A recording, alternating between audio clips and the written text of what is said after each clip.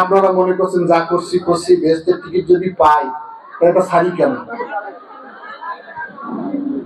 আপনারাই খালি কিনলে হবে বেহেশতের টিকিট, আমার কি দরকার হবে না? হ্যাঁ, শোনেন, এটা হলো কুফুরি। কেন বলি? সৌদি আরবও মুসলিম কান্ট্রি, আমরা হজ করতে যাই যেখানে, সৌদি আরবে তো ওই মার্কা নাই, ওই দলও নাই, তো ওইখানে সৌদি আরবের লোক সব কি জাহান্নামে যাবে না? তাই তো ওদের কথা মতো তাই হয়। আমার দাদার বাপরা যে মারা গেছে তাদের তো তখন মার্কা ছিল না, তাহলে ওরা সব জাহান্নামী হয়েছে কবরে নাকি? ওদের কে এজেন্সি দিছে বেহেশতের টিকিট দেওয়ার জন্য? আল্লাহর ক্ষমতাকে যে শেয়ার করে সেটা হলো শিরক। পৃথিবীর কোন মানুষকে এই ক্ষমতা দেয়নি। আপনারা হয়তো যারা বেশি কম লেখাপড়া করেন বা কম বোঝার চেষ্টা করেন তাদের বাড়িতে যায়। আমাকে আমার এক কর্মী বলে, ভাই আমার বউ তো আমার কথা শোনে না। আমি কেন? তোরা তো বেহেশতের টিকিট বলে পাইছে। আমি তাই নাকি? তোমার দেয় না? কয় না, রাতে কথা বলে না। তোমারটা তুমি করো, আমারটা আমি করবো। কিরকম পাওয়ার হয়ে গেছে বললেন? হ্যাঁ, ও বলে তুমি ইহকাল করো, আমি পরকালে টিকিট পাই গেছি। তাহলে আর লোক নামাজ রোজা হজ যাকাত খরচ কোনো কাজ করতো না, খালি ওই টিকিট কিনে বাড়ি বসে থাকতো। বড় লোকরা মনে একটাও দোজখে যাইতো না, সব বেহেশতে যাইত। এই টিকিট বিক্রি করা এরা হলো ভণ্ড। এরা মানুষের ধর্মীয় অনুভূতিকে নিয়ে রাজনীতি করে। বিএনপি সেটা করবে না। বিএনপি পরিষ্কার বলে ধর্ম যার যার, রাষ্ট্র সবার।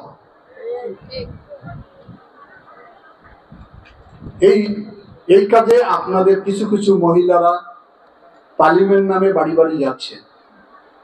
ওদের বলবেন যে মায়েরা বোনেরা নিজের সংসারটা ভালো করে করো, সংসার ধর্ম বড় ধর্ম, ছেলে মেয়ে দেখাশোনা করো, মানুষ করো, স্বামীর খেদমত করো, ওটা ইসলামের বিধান আছে। তা না করি তুমি আমাকে ধর্ম শিক্ষা দিতে আসছো। 5 ওয়াক্ত নামাজ আমি পড়ি, রোজা রাখি, কোরআন সুন্নাহর আলোকে আমার জীবন চলবে, তোমাকে আমাকে জ্ঞান দিতে বাড়িতে আসতে হবে না। এরা হলো পেইড, টাকার বিনিময়ে যায়। এগুলো ব্যাপারে আপনারা সাবধান থাকবেন। একটা ভয়াবহ অবস্থা তৈরি করছে দেশে। এখন নতুন করে আন্দোলন করতেছে যে পিয়ার পদ্ধতি চাই, নাহলে বাংলাদেশে ভোট হবে না। পিয়ার পদ্ধতি কি? আপনারা তো মনে হয় 90% লোক বোঝেনি না। পিয়ার কি? আবার ভোট দিলাম এতদিন, এটা পিয়ার?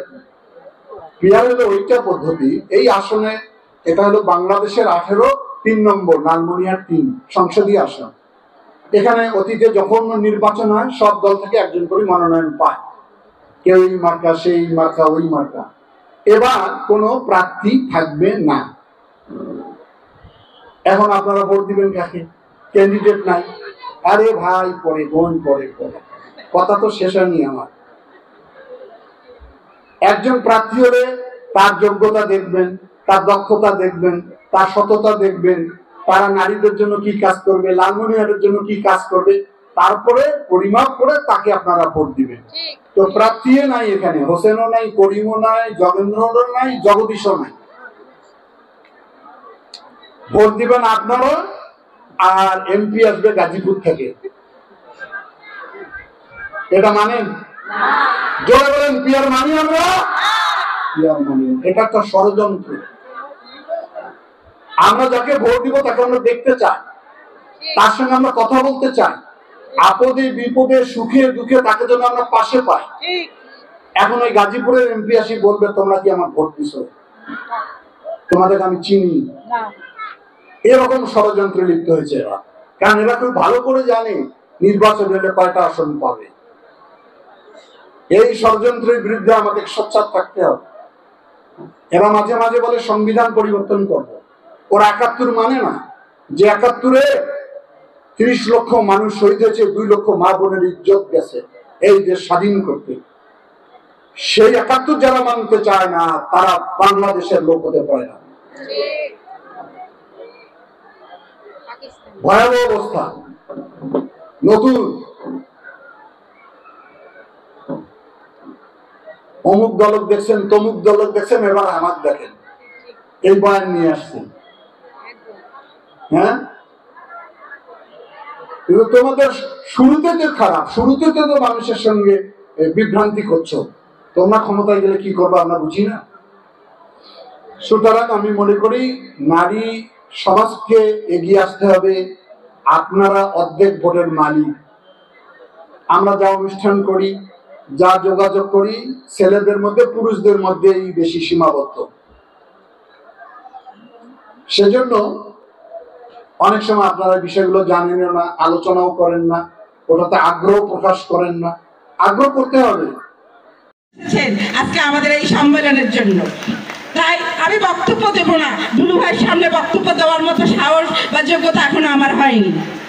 আমাদের খালেদা জিয়ার আস্থাভাজন যে দুলু ভাই, আপনারা তো জানেন লালমনিরহাটের উপকার, সে লালমনিরহাট উন্নয়নের জন্য এতদিন এই 17 বছর দুর্দিনেও আমার জন্য দোয়া করবে। এখানে সমবেত হতে পেরেছি। আমরা জিয়ার সৈনিক, আমরা কোনো ভয় পাই না। আমরা রাস্তায় আমাদের প্রাণপ্রিয় নেতা